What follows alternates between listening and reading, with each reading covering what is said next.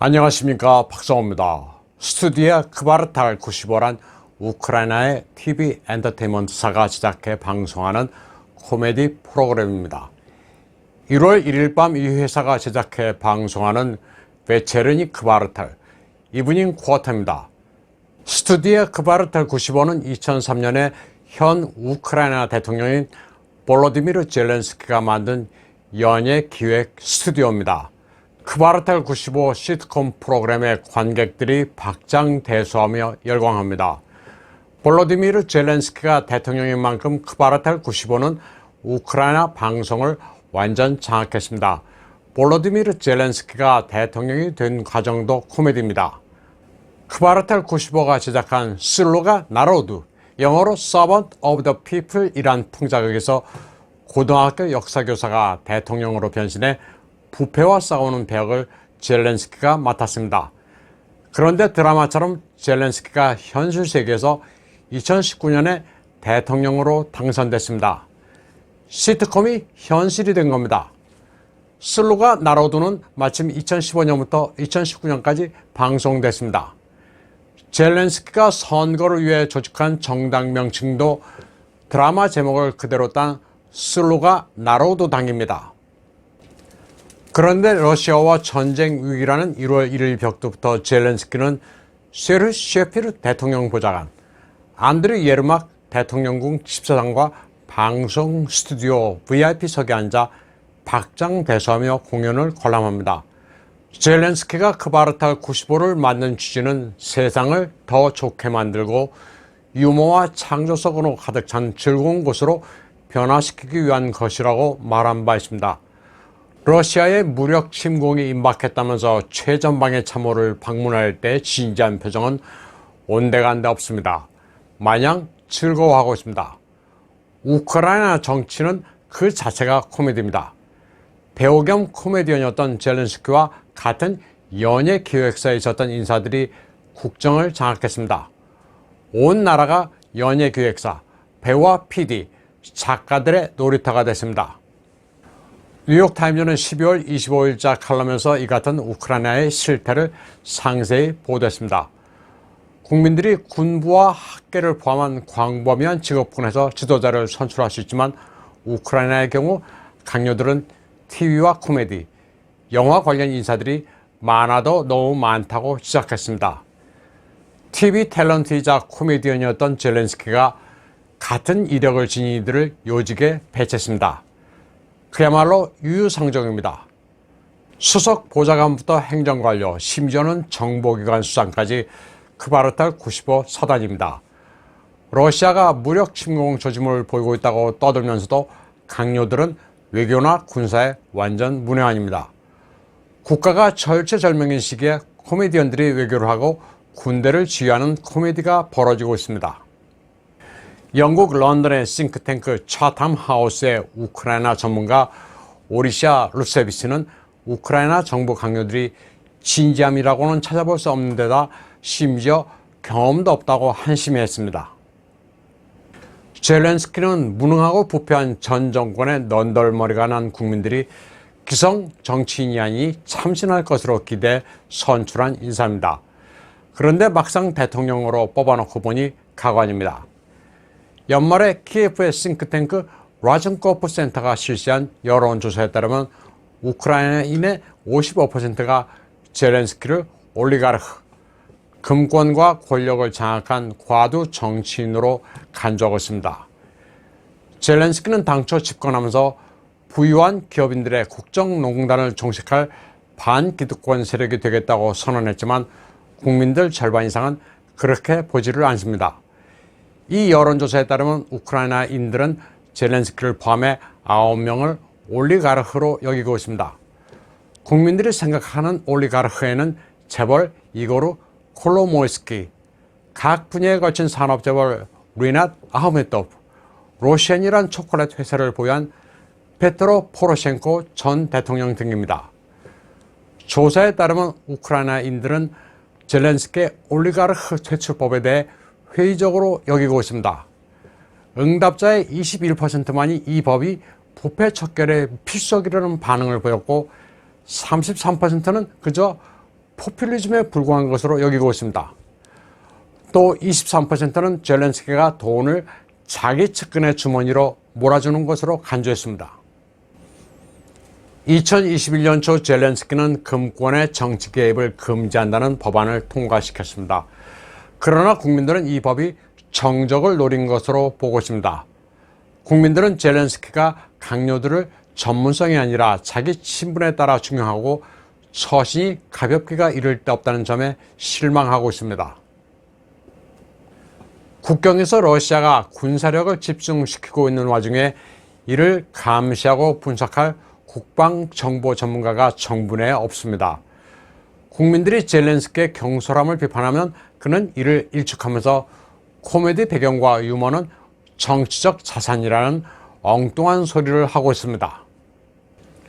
젤렌스키는 대통령궁 집사장 자리에 언론 관련 변호사이자 영화감독인 안드리 예르막을, 국내 정보국 책임자 자리에 스투디아 크바르탈 95의 감독이었던 이반 바카노프를 앉혔습니다. 대통령 수석 보좌관으로는 극작가이며 프로듀서인 세르 셰피르, 대통령 중점 사업 담당 장관에는 비디오 프로덕션 회사 담당자였던 키릴 티모셴크를 앉혔습니다. 이들을 비롯해 젤렌스키의 우크라이나 정부에서 주요 보직을 맡고 있는 스투디아 크바르탈 95 사단의 인원은 줄잡아 30명 이상인 것으로 집계되고 있습니다.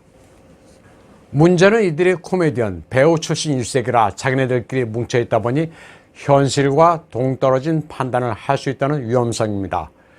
현실 국제정치가 선한 자와 악한 자의 단순 대결이 아니기 때문입니다. 현실을 연극으로 착각해 감정의 롤러코스터가 자칫 전쟁을 불러올 수도 있습니다.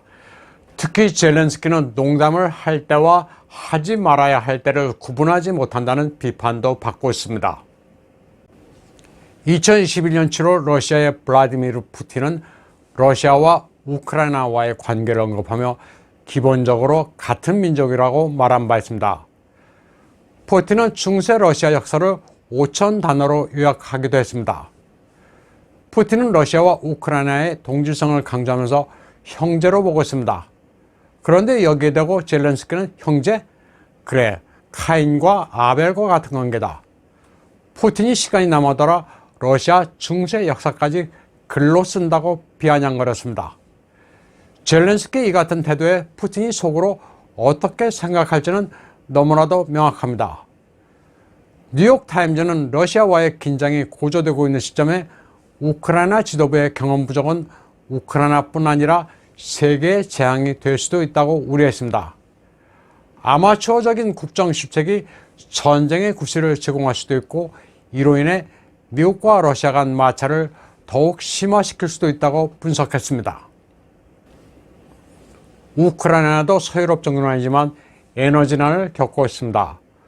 우크라이나는 러시아가 노르드스트림2를 건설해 한 해 수백만 달러의 통과 수수료를 챙기는 자국 파이프라인을 우회하는 방법으로 위협하고 있다고 주장하고 있지만 러시아의 입장은 다릅니다.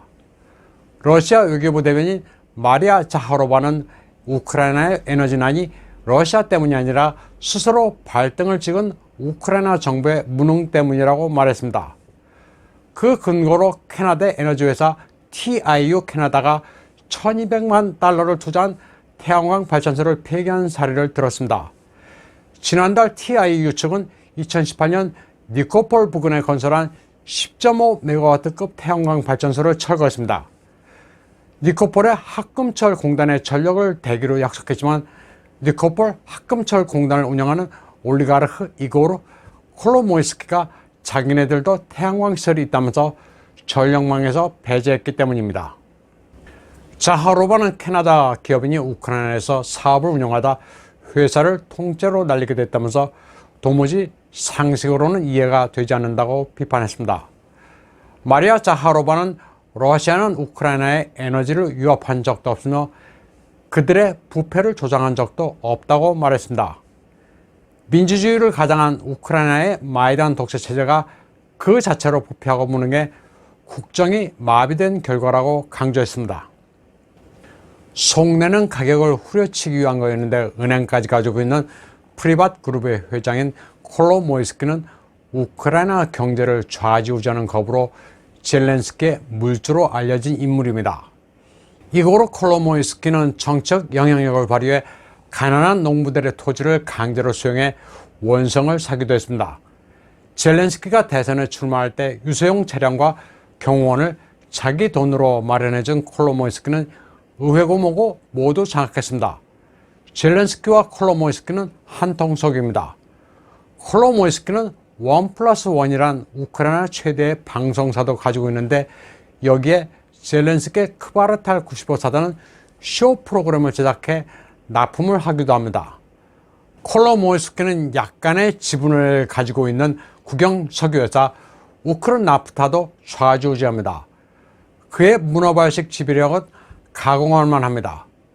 그리고 그 금력으로 마음에 안 드는 정부 관료는 언제든지 자르고 그 자리에 자기 사람을 앉힙니다. 슬루가 나로드, Servant of the People이라고 젤렌스키는 말로는 떠들지만 그들을 Servant, 국민의 종이라 생각하는 우크라이나인들은 별로 없습니다. 나라를 훔친 코미디언들이 국민들의 머리 위에 앉아 오히려 착취하고 있습니다. 세계사에서 우크라이나 젤렌스키 정권 같은 사례는 아예 찾아볼 수 없습니다. 민주화를 표방한다는 구호는 모두 거짓으로 드러났습니다. 블랙 코미디 같은 정치에 나라가 제 기능을 잃어버릴 정도의 극심한 부패가 우크라이나를 짓누르고 있습니다. 우크라이나가 러시아에 위협받는 약자라고 해서 그 자체가 정의는 아닙니다. 서구 미디어 세뇌의 러시아, 우크라이나 관계는 거꾸로 알고 계시는 분들이 많습니다. 선을 가장한 민주정이 얼마나 극악할 수 있는지를 보여주는 사례가 바로 우크라이나입니다. 오늘 방송은 여기까지 하겠습니다. 시청해주신 여러분 감사합니다.